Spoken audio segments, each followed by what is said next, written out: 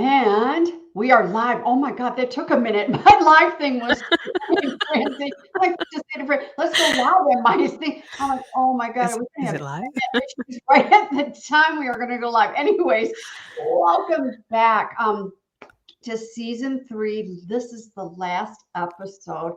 And I think, I'm, of course, I'm very biased with all my guests. All my guests are amazing, but boy, I've got as you can see, Francie sitting here, I had a very pretty guest today. But last episode, season 3, then Kim has taken that holiday break. Not quite sure how this show is going to look in January, but I'm sitting with it. Anyways, Your Bold Voice, we are live here on LinkedIn. And I'm just really excited. As you can see, I'm really excited, and I'm also very cold here in Michigan. We got snow and it's cold.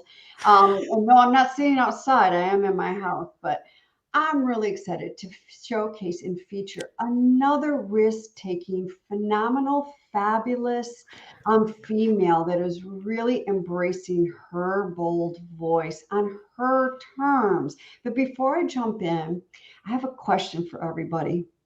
For those of you who are logging in and stuff, what are your visibility goals for 2022? You know me, I'm the speaking business coach here. I'm always talking about visibility, visibility. What are your visibility goals? If you're not quite sure how to attempt to reach those visibility goals, please reach out in a direct message here on LinkedIn to me. Let's have a conversation. And as everybody is logging in, I'm going to say, I see Barbara just jumped in. Barbara, thank you for joining us this morning. This morning in Eastern Standard Time, early evening, where Francie is at over in Europe. We are not going to ignore you. Hi, Wendy. Wendy, you said you were going to be here in spirit. You weren't going to log in, but I'll take you, Wendy. That is it. I'm going to. Oh, I love a visibility goal at TEDx. Oh, Wendy, you and I need to have a conversation with the TEDx talk. I'm going to focus in on this show. I'm going to focus in on my guest, Francie. So as all of you are logging in, please put your comments in. We will swing around and go back through them before we log off if you have questions or anything. So we're not ignoring you. However, if you are logged in and you don't comment, we don't are here. So make sure you just jump on in and say, gosh, Kim, nice scarf. You're looking kind of cool. Anything. Boo, hello, nice to see you. Just so that we know you are here. And I'm going to jump right on in. I'm going to introduce my beautiful guest, Francie Jean Lewis, is a former opera singer. Did any of you? Now I know a few of us on here knew that she was an opera singer, but she's a former opera singer turned teacher coach for the last 25 years. She has taught specialized English and have coached French university students and corporate executives to overcome self-doubt. Now, Francie is helping high achieving women dominate the doubt, dread, and dangers. Love those 3 Ds. I mean, I don't love them to embrace them of high performance stressors. She has created the healthcare life coaching method to help people honor, elevate, and liberate their potential by using the pillars of, listen up, people, courage, action, and responsibility. I love it's that CAR, courage, action, and oh my gosh, let's not forget about the responsibility. Francie, thank you so much for wrapping up season 3 with me today. My pleasure, my pleasure. And Definitely happy to be here. Very excited, actually. yes, I and was reading all the comments. Ooh, Kim and France. I'm like, yes. I know. I just so I really want to state this. And Francie, you know this about me that of course, my business is Her Bold Voice, and Her Bold Voice speaks, and this show is Your Bold Voice. I want to announce this because I'm all about ask, and I'm going to say ASK, ask. I didn't say ASS. I said ask. Mm. And until we ask, we will never know what we shall receive. Francie came in the back end and she said to me in the direct message, the back end is what I mean in LinkedIn, the direct message, and said, I'm really stretching and practicing my bold voice. I would love to be on your show. I'm like, say no more. You think I'm going to turn someone down who is practicing their bold voice and stretching it? Come on down, You sister. said to ask, so I was like, "Oh, she said to ask. Okay, I'm gonna ask." Yes, yes. So I wanted to open that up with that today. So Yeah. many women, especially with sales, which stay tuned, Mm, everybody. I'm right. launching a sales mastery program coming out in 2022. Sales and just asking, we get so for shimmeled because we For feel like we're sure. not being, soft and fluffy when we are, asking and going in for what we want for sharing, sharing those ideas. And yes, I just did, I did the same thing as I just saw Wendy say. I do. I always ask. I always ask for what I want. I'm not afraid. It may be a little informal ask. I don't care. I ask that just because the dog ate the homework doesn't mean we still cannot show up. We still need to show up. So let's jump in. Francie, I don't know about this. I don't know this about you. I know that you are American and living in France. I don't know how you got there. I don't know what the journey was. So how did you Okay. end up in France? I'm feeling very I'm feeling really naughty, and I want to say, "I took the plane, Kim. Yes. I took the plane." I took the plane about 25 years ago, or maybe more. I was at University of Miami. I was a voice major and a music business major, and we had a year where we could do an exchange with a school, and I wanted to go to Glasgow, and but that wasn't possible. So the only other place was Brazil or France. Brazil was too late, so I was like, let's go to France, because I love France, but that wasn't my first choice. I really wanted something completely different, and I ended up in a very very small town, which is called Pau. Shout out to Pau, because I'm from Miami. So when you get to Pau, everything closes like at 7 o'clock, and there's nothing open on the week on the weekend. This kind of thing. And it was the first time I was away from my family. I was 18 years old. I'm going to be 50 on Sunday, so this is ages ago. Oh Yeah, my God, happy ages ago. birthday. Yeah, Oh my God, happy yeah, birthday. almost there. Yeah, so this is ages ago, and that experience, along with a love for Josephine Baker and my darling James Baldwin, it just came together, and I was like, I love this country. I want to speak French. I want to live in France. I want to just be all about France, and I set out to do that. And if there's one thing about me is like when I decide to do something, I'm getting it done. I'm gonna fall. I'm gonna break my face. I'm gonna break my face, but I'm gonna get back up. So I was just like hyper focused on France, and that's what I did. So I went back. I did 1 year, went back to university, finished my degree, and then came back and got into the conservatory for classical voice. So that was how I started off in France. Yeah. And how did you become this beautiful opera singer? And I know that you had opera in your background because the Visible Tribe group that Yeah. Mildred has pulled together. We Yeah. do in that group know a little bit of intimate things about one another. But how did you embrace and step into that?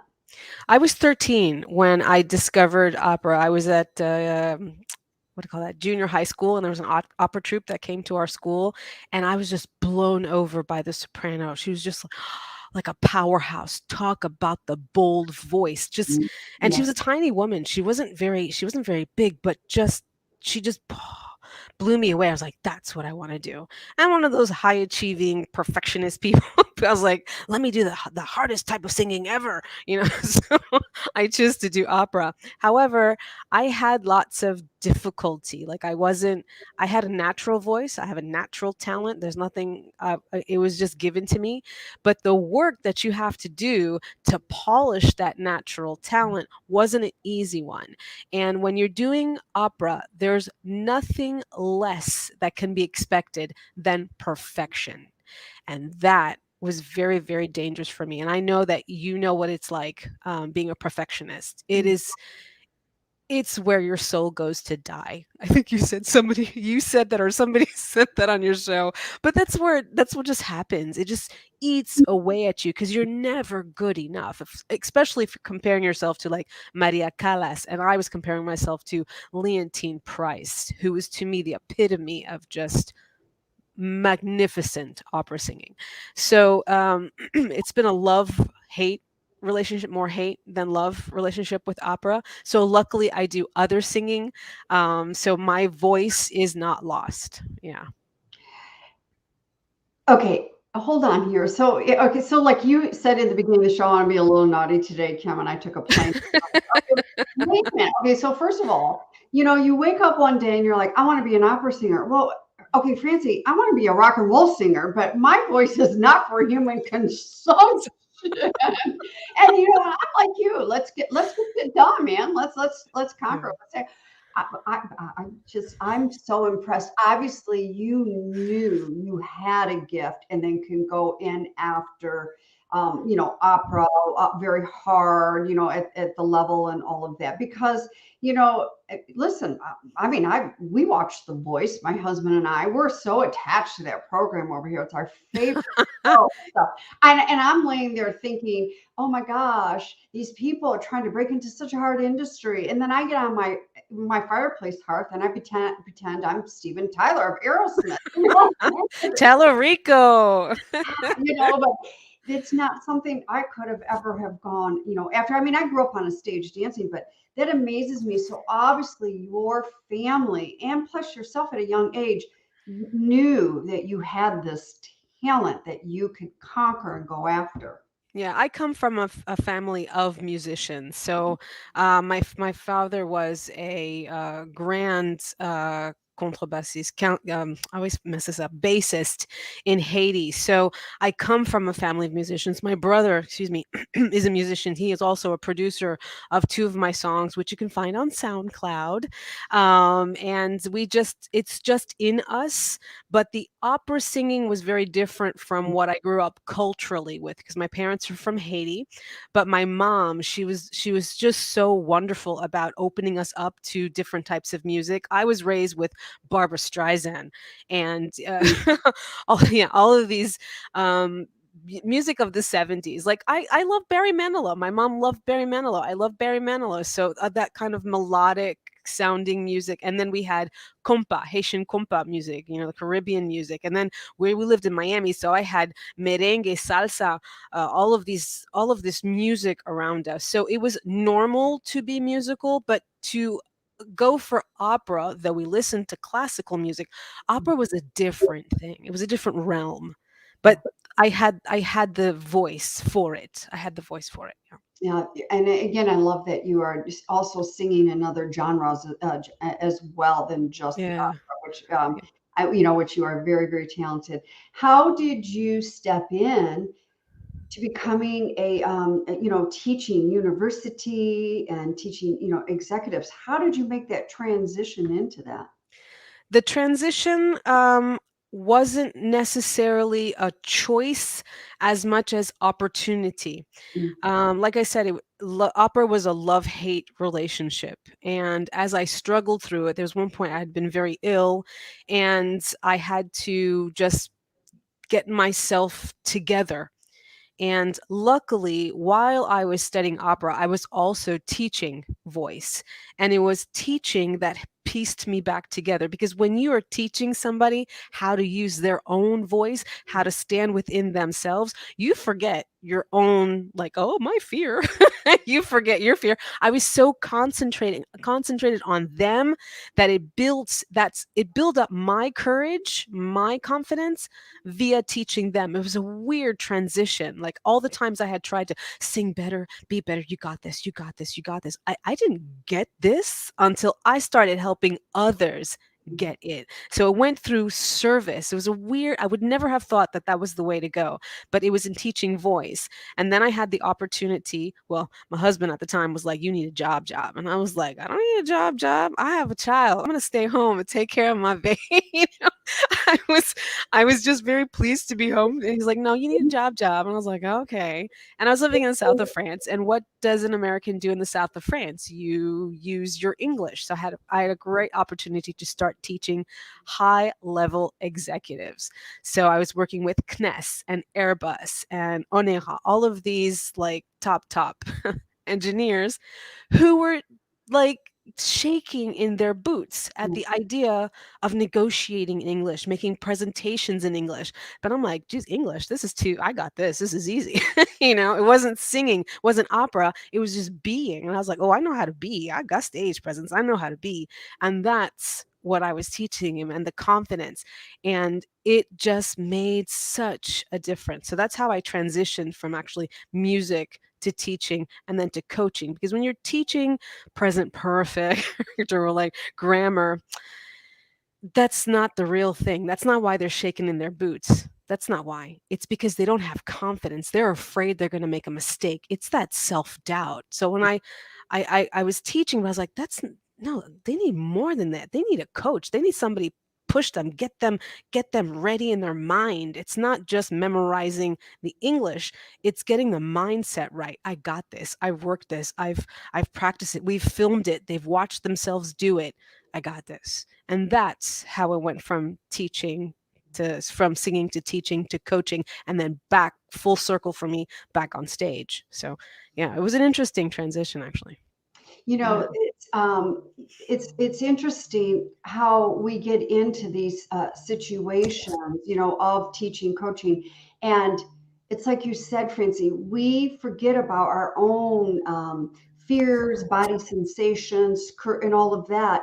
But then, yet, we're presented through what our clients are going through. Like one of the things right now is I'm coaching two speakers for TEDx, Rutgers Camden in New Jersey. They've just got the license. And boy, it's really being able to pull back and see, first of all, the intense work that they go through before they enter that TEDx Oh stage, yeah. Yeah. and all the embodiment of the sensations that I forget that as a speaking and business coach. Yeah. You know, Right. we I grew up on a stage. We Right. still have those Yeah. sensations, Mhm. and Mm. one thing too, when I was teaching my curriculum in person here, being in the Detroit area, the big three, or I mean, they're which direction do you want to go? Their international headquarters are Right. one's here, one's there, and one's there. I had women coming into the class again to learn to speak better because they were transplanted in from other Okay. countries, so English was not their first language. First So language, yeah. I mean, okay, on top of all the stuff that we women love just to embrace, imposter shield, lack of self-worth, I can't speak up because I'm going to sound like a nimbling fool or whatever the case may Right. be, or, I can't show up. Things are not perfect today or whatever. They were also showing up, being in negotiations and being in meetings. They were holding back because English wasn't their first language. And, Language, yeah. and, and in my eyes, I'm like, dang, what a leverage that can be. But they were seeing it as a hindrance. It all comes back to what you're saying, that mindset, and just how to shift that mindset Mhm. around. Mhm. Mhm. Um, Definitely. so tell us about your coaching. Okay. Well, my coaching is, as I said, it came because I couldn't figure out how to get people to just be, and not be in their head, but just be, just do, be in it. So it came from that. But it also came around, well, I became a coach in 2009. And then 2010, there was an earthquake in Haiti. Mm. And I just felt compelled to do something. And I remember my mom, she was on the phone with me and she was in tears and she's like, "Oh my God, what can we do? What can we do?" And we have to pray. And I'm thinking, we have to pray, okay, but she's like, "You've got to do something." And I was like, "Do what?" I don't know. But I don't think she really meant that you have to do something. I think she meant like we um as fellow Haitians have to do something, pray, be, I don't think she wasn't saying you, Francie, do something, but I don't know. That's how I heard it. I was like, okay, I got to do something. I got, So I was like, what can I do? Oh, I'm not a doctor. I'm not a lawyer, but I have a voice. So it comes back to that voice. And I was like, how can I use my voice to be of service? How can I use my voice? And here for the real first time, I was like, to make some money so that I can serve a higher purpose, which is at the time, it was to raise funds so that the kids could go back to school. And that is where my real coaching, I thought, oh wow, okay, this is something, because I started working with others, pushing them, encouraging them through this association that we had built together to go and help other people, right? And so what was happening to me as a human, I was like, oh my gosh, I'm being a leader. I'm actually getting people to do stuff. I'm doing stuff because the calling is greater than I am. And that confidence made me a far better coach than I would have ever thought of being. That being in service fueled something. And what I realize is that we all have innate worth. There's always something we can bring to the table. I was like, I'm not a doctor, I'm not a lawyer, but I was given a voice. I was like, I can use that voice. And that is what's at the nucleus of my coaching, is I come from the standpoint of you have innate worth, and you need to honor that worth, because that worth is what then is your potential to do whatever it is that you have to do. And how do you do that? What is the formula for that? You've got to have courage, you have to have action, responsibility, and the E, which is engagement, because that personal leadership and self mastery is one thing, but it's not just for you, it's for you to re engage with other people. That's the whole point. So I call it a life coaching method. But as soon as I started calling a life coaching method, Kim, you know what happened? My life fell apart. It just went, and I was like, you see, that's what you get for calling a life coaching method. And what matters most is that it's a personal leadership and self mastery. Because my life went, and I was like, hold up, I got some skills. Okay. I got I got some skills. I've learned some stuff in my 50 years so that I could just, and I'm not always easily, but I could lean into those skills, those coaching skills. I was so thankful that I had learned all of that through the years. So my coaching is really based on that you get back into your courage, you take that action. You are always responsible. Hate to say it, but that's the truth. And then it's not just for you, it's to re-engage with society and other people. Yep. I do Yeah. believe, earlier this morning, of course, we're all here on LinkedIn and, I try to get on LinkedIn every day and do a little bit of engagement. So, Tamika Snodgrass, who's listening in today, Hey, Tamika. and Tamika doesn't live far from me. I claim that all the time. We live close to one Yeah, another. I was all jealous when I saw she was at your house doing a show. I was like, oh. Yes, her and I do not live far from one another, and I love it. But I do believe it was today her post. And Tamika, Tamika, forgive me. I'm going to probably not quite get the words exactly right, but she was also to her post was about the courage and the embracing. And again, Tamika, I'm paraphrasing about our being of our worth, our self worth. Yeah. And I do believe it was yesterday Nikki, who his last name starts with a V that you are connected with as well. I mean, his post, same thing. It was, all about the thems, when we need to come back with the you and I's and really embrace the I, and take responsibility. And take that responsibility without being a perfectionist Oh, because yeah, well, we yeah. don't dot I's and cross T's. They're never completed as being a recovering perfectionist. Mm-mm. It's just we're never enough. So then it chips away at that self-worth and the self-belief and the Yes. self-trust. And then the self-esteem, which is the self-estimate of oneself, is tanked. It's tanked. Yeah. And it's like Tamika said, just typed in and said, maintain a strong sense of self always. And allow yourself that space and grace of maybe you didn't get a good night's sleep the night before for whatever reason, and I don't know, the kids, someone got you up, whatever, all this stuff can go on. It's called life, by the way.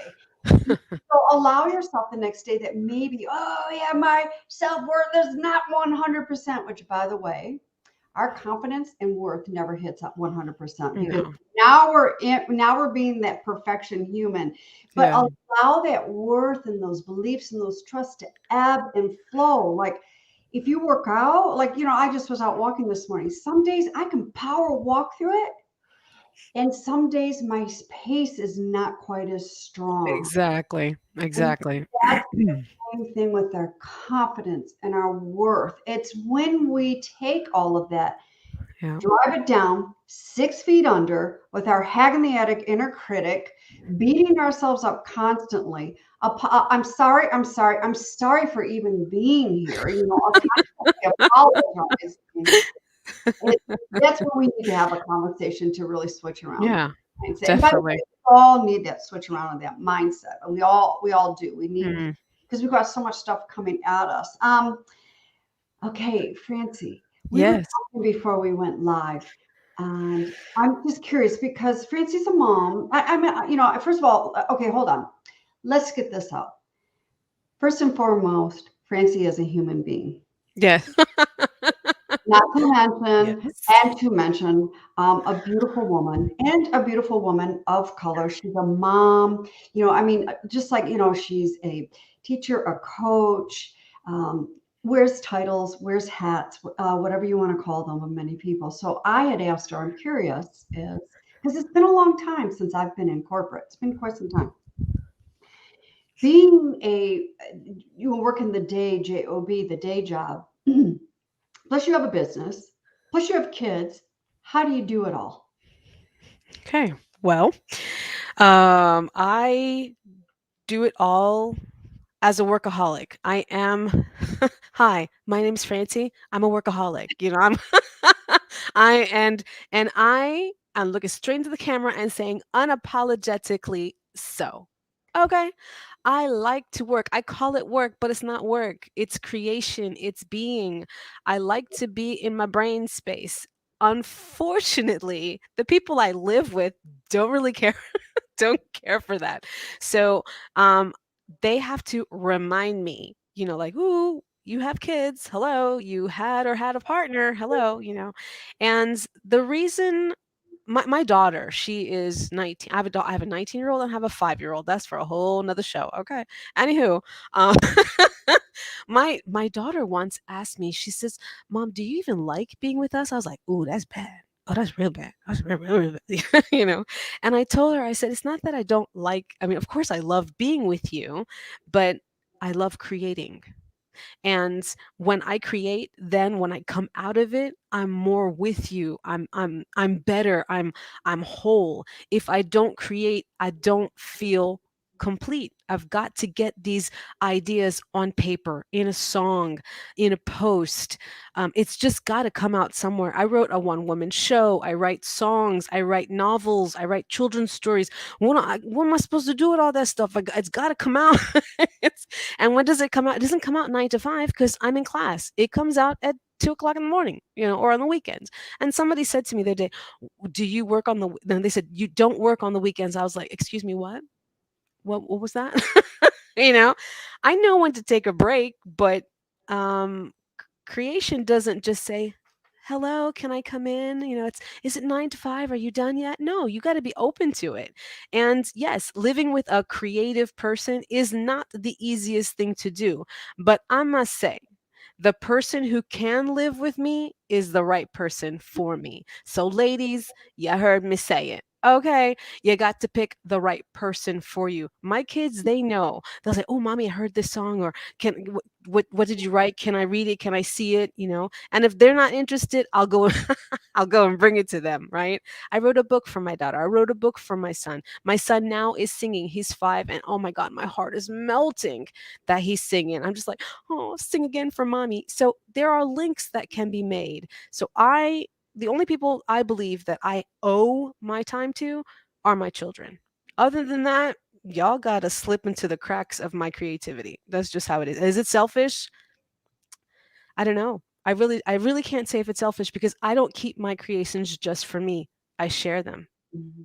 So, yeah, that's how I feel about that. I'm not a big proponent on the word selfish. I like self-fulfilling, and you're doing self. silly things. I mean, if someone came along and sat on you to try to choke down and suffocate Mhm. your voice, that Yeah. creativity piece, it'd be like we were chopping off your arms. It feeds your soul. But Yep. and there's a lot of women that are have made comments here. I know they're very creative, but again, it's how do we negotiate that creativity so our light does not dim, but yet turn and be, mom to the kids, and then because you've got, again, I don't have children. I mean, my dogs were walked this morning. That's it. They're on the couch. They're good for the day. I mean, at dinner time, sure, they're going to be fed again, but it's like, how do we, and I don't like balance. It's how do we negotiate? How do we maneuver so that we are not, because as a gender with estrogen guilt, we are a society of put 5 gazillion trillion things before us. And then when we do put before us, oh my God, I'm being selfish. And oh my God, it's like, no, because I've worked with clients in the past, moms, where it's like, I've had to ask the question, do you ever go in the bathroom and take a long hot shower or draw a bath, close and lock the door and say, don't come get mom unless it's a fire. It's a nine. You know how many moms are, if you have an infant or a toddler, please don't do that, but how many times do we just close or, wake up 15 minutes in the morning just to feed our souls before everybody gets up and says, Mom, I need this, or, or students need this, or whatever the case may Yeah. be. How do you walk that beautiful ebb and flow, zigzaggedy, soft, circly line of life? Yeah. And I want us to I want to talk about the unapologetic part Mm, because people will make you feel guilty that you're not spending time with your children. Um, the men, I have not. Well, I'm going to be very, very honest and very personal. I have not had one guy in my life who's like, "You work too much." Of course I do. So I need that. You can't give that to me. I don't need you to give me anything. I need my creations to give me everything and the person who can step into that, that's the one. And my kids, it's really funny because they're like, "Mommy, come play." I don't like to play. I've never liked to play. This is not something I'd like to do. But when I say, "Okay, give me 5 minutes," 5 means 15. Then when I'm really done, we play, we're in it, I'm present because that's the thing. It's not the play with me, and that's not the shopping. I hate shopping also. My daughter loves shopping. It's the be present with them. And sometimes I go overboard and I'm not present enough, and I know that and they'll tell me and I'm like, "Okay, let me okay, mom hears you. I got you. Let's do this." And then I'll then my daughter's like, "Oh, mom, I'm sorry. I'm going to be with my boyfriend." I'm like, "Right, really? I just cleared my whole schedule and you're gonna be with your boyfriend. Okay, fine. I'm just gonna play with your brother. He's 5." So they have their lives and also they're learning, how to equip themselves. Yes. Do you see what I'm saying? I don't have to be there every moment of the day. Here's No. your activity. Here's your activity. No, go figure something out. you know. And I know there are plenty of moms like, "Oh my god, that is so terrible." Well, whatever. Okay, they would just they have to come into themselves. They really do. And my 5 year old, he's like, "I did it already." I'm like, "That's good, babe. You got it done." So they just that's good for them too. It is good for them too. Yeah. Yeah. As opposed to you always being there, especially for the 5-year-old and rescuing him and saving him and doing everything Yeah. for him, which, in my opinion, and again, I'm not raising children, but I see a lot of these kids by the time they get to high school, they can't even make decisions because, we're a society. Parents tell them what to do, teachers tell them what to do, and as opposed to empowering them Yeah. and making choices. And even a 5-year-old can be empowered to make some choices. I don't think they need to be making adult life choices, but No, they no. need to be taught. And you know what? You're right, Fancy. When you are leading a life like this, you are showing your daughter that you don't need to bury yourself to put the whole world and before you, so that then by the time when you hit 50, you're falling apart, you're depleted. No. And the kids grow up. The kids grow up, Yeah, right? They they leave go the on house. and have lives, they have That's careers, right. they may get married, they may start having kids. They go on. And then because Yeah. I see a lot of my friends sitting here going, I don't know who I am. I don't Mm, know mm, mm-mm, what I mm-mm. want to do, Nah, nah. There's not gonna be so any of that. yeah, No way. no, I No love it way. showing your Yeah. daughter, Yeah. and not to embrace the guilt and get up and be so apologetic because society says, no, women are supposed to be doing this, sitting like this, showing up like No. this, and doing this. And what I heard though, what you just said was the most priceless thing in the whole wide world of a technology era that we are. I don't care how much you are on your technology or not. We have technology addiction going on. Yeah. It keeps us buried. We are not present. Where you are going, I know me, just 15 minutes, and then Yeah. I'm going to come and I'm going to be so present for Yeah. for your children or for whatever the next thing is. Whereas we become a society of multitasking. Okay, so phones and driving, and I mean, we're not even into our bodies anymore. We're Right. so Right. out of it. We're not even present Mm, anymore, mm, mm, mm. which is really, really sad. And I see Laura saying men don't have to divide their time into the same way. And you know something, Laura, I 5 million times agree with you. Here's the deal.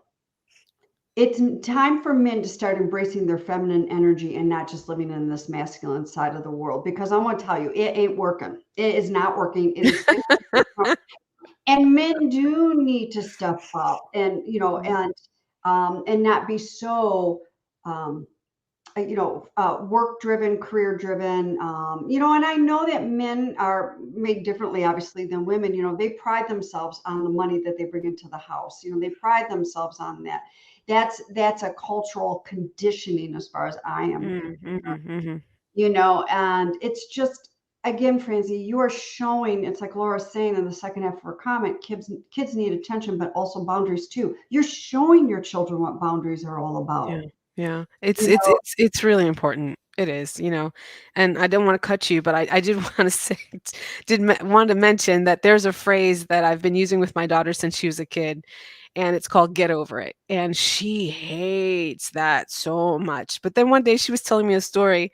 She was talking to somebody, and her girlfriend was going, "Oh, because my parents blah, blah, blah, blah, blah," and she was like, "Get over it." I was like, "Girl, you use the line." She's like, "Mom, I used the line." You know? And she is getting over it, and sometimes it's hard. I remember I would have to drive her to gym, and I would complain. I know, I'm like, "Oh my god, how long is this going to take? I got stuff to do." And she's like,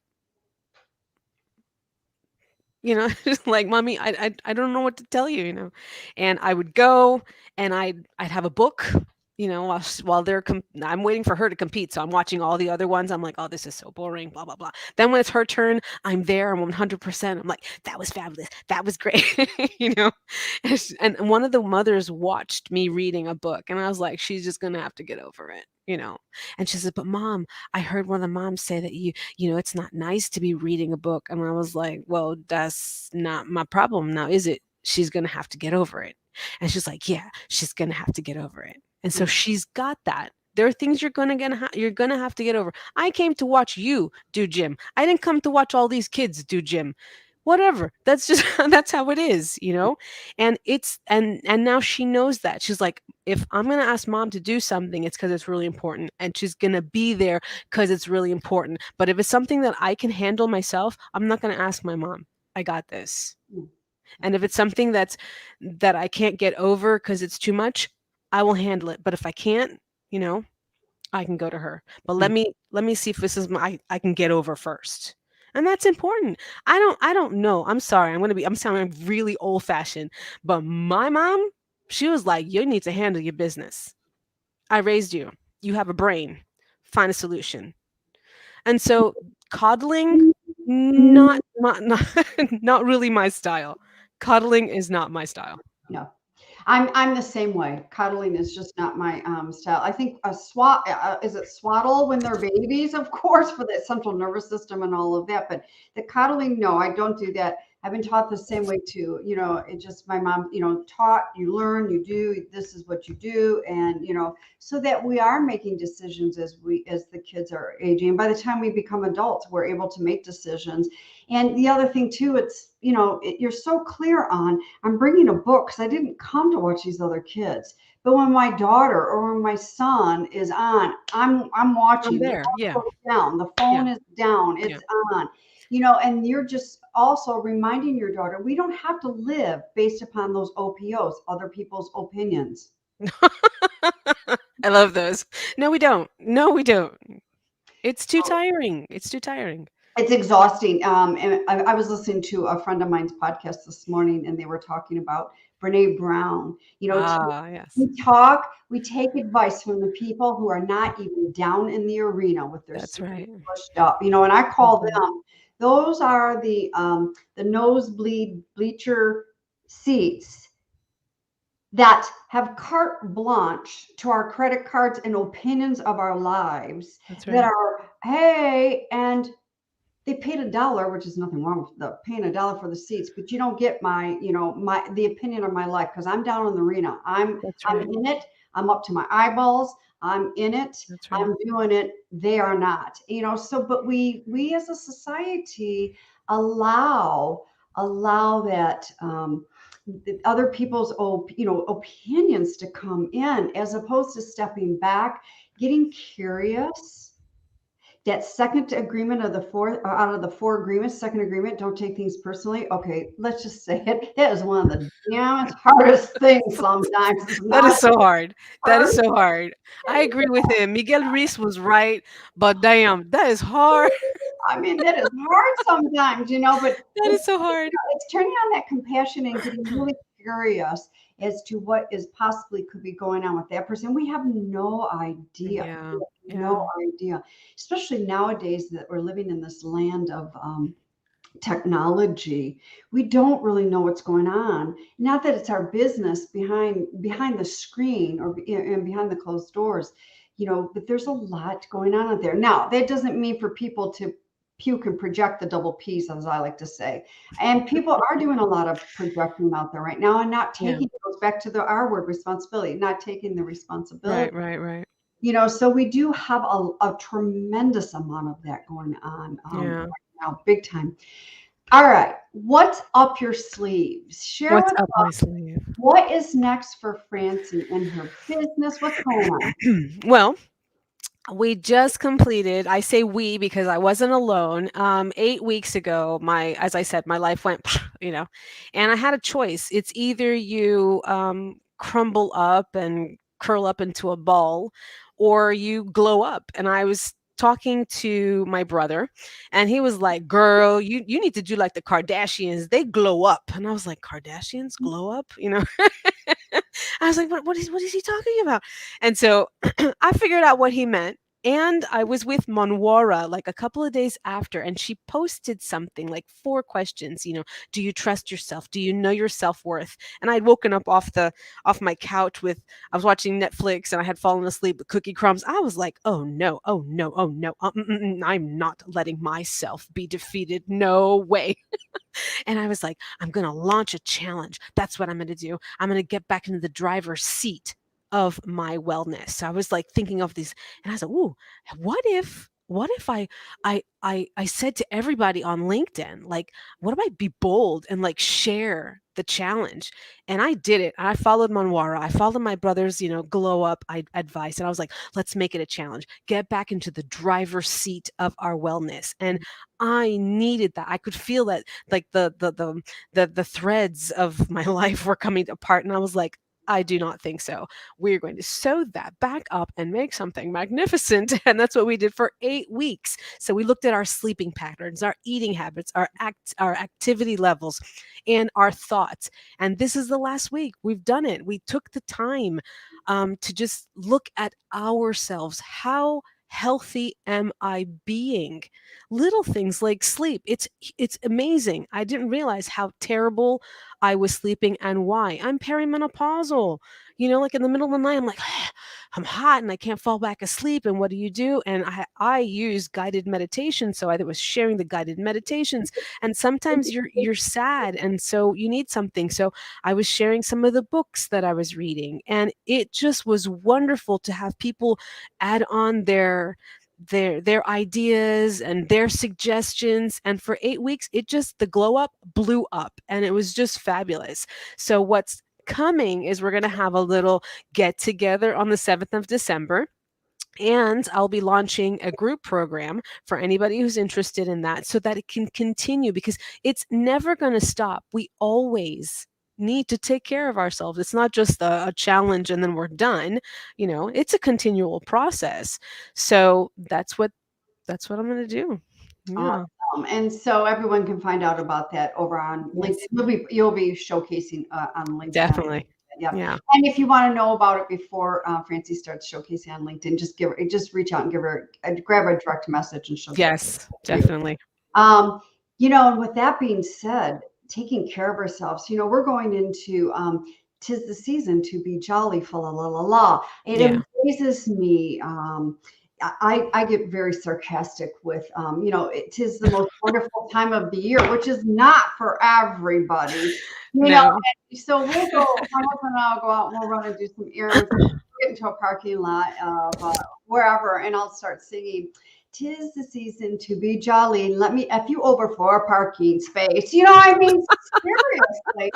So not only is there that going on, but Yeah, there is also here we go with the OPOs, the traditions, the stress that women yeah, place on themselves for the holidays, and their plate is already so sky high with right, stress. right, right, But said, who said, that as the guilt comes in, who said that your holiday in your house has to look just, like right, a right, Norman Rockwell Christmas? I mean, right, who said? Do it because that's what you want to do, and that it works. That's what it works for you, not based upon what society is saying, or because all these traditions have been done through our family. Do that, to embrace it, because you're showing up for what you want to do. right, right. So I did want to add that. So ladies, definitely reach out to Francie and get involved. All right, so I want to go into a lightning round of questions. Oh, okay. Um, so, question number one, Francie, what Yes. what book are you reading right now? What book am I reading right now? I know y'all gonna think it's I did this, but I didn't. This is can you see it where I can't even see where my camera is? Potential is Boundless. This is my book. You know why I'm reading this book? Because it's really good. It really is. I was reading through it. I was like, where did I get that inspiration from? Because the other day I wasn't feeling so hot. And I thought, what book was near me? And it was my book, Potential is Boundless.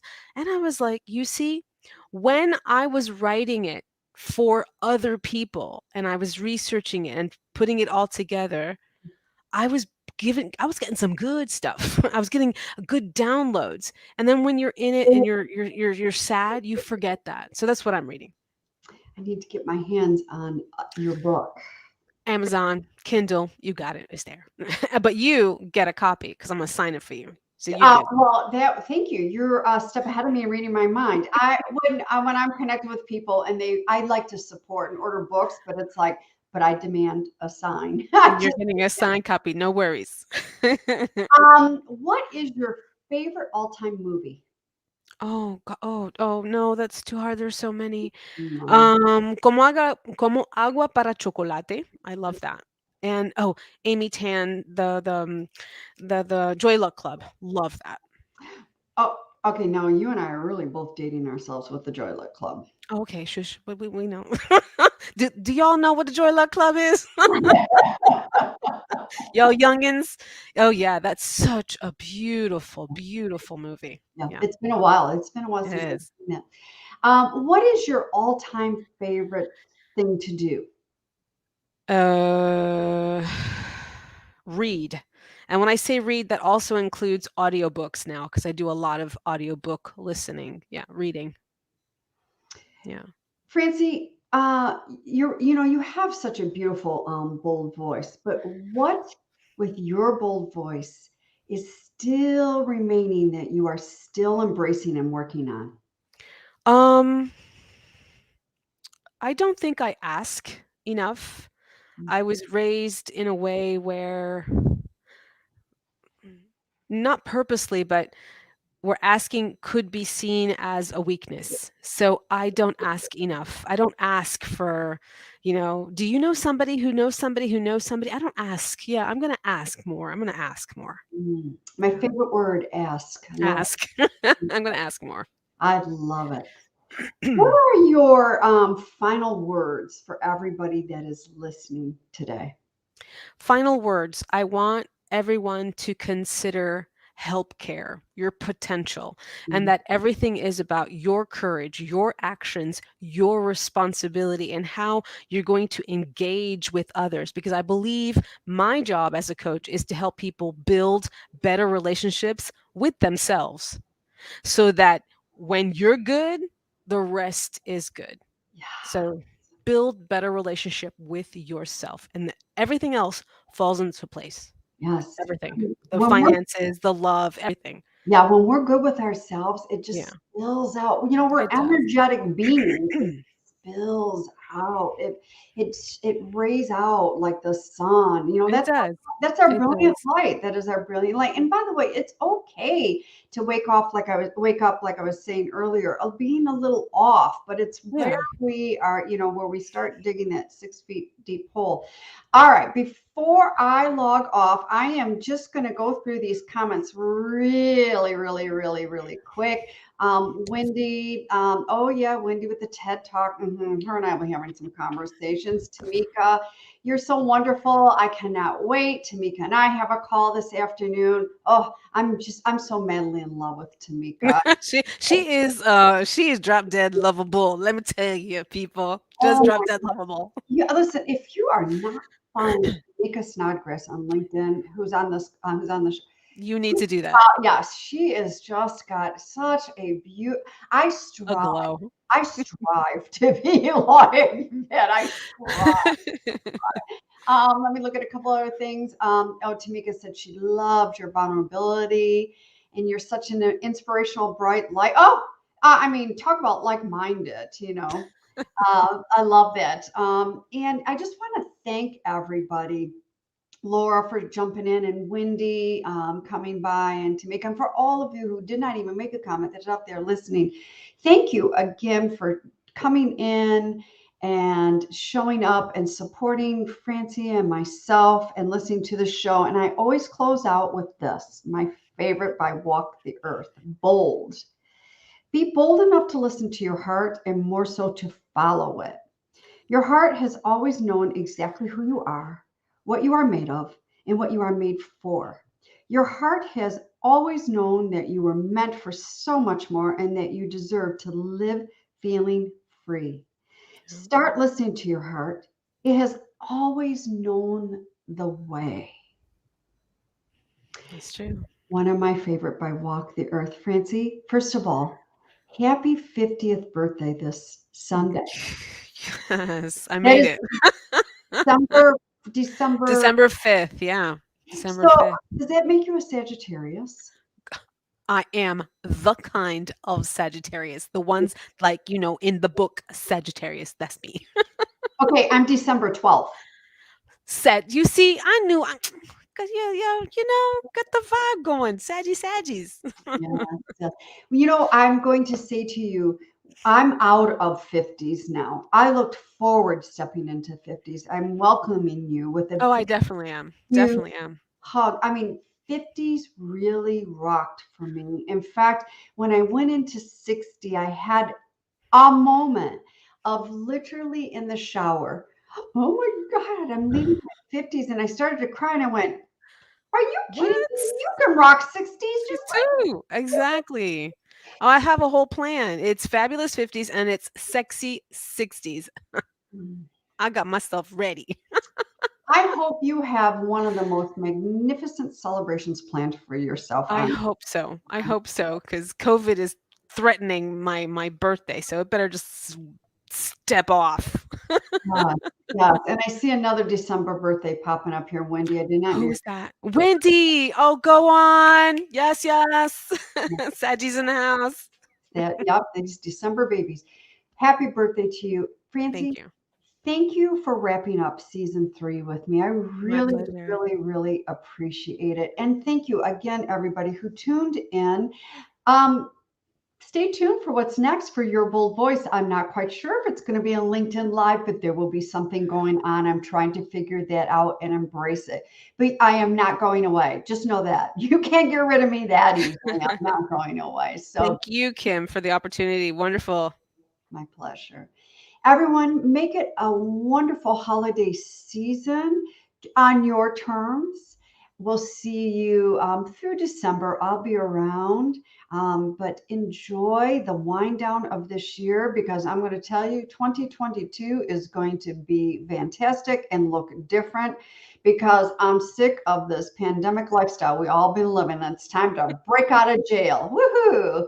So happiest of holidays, and we'll be seeing you in the first of the year. Take care, everybody.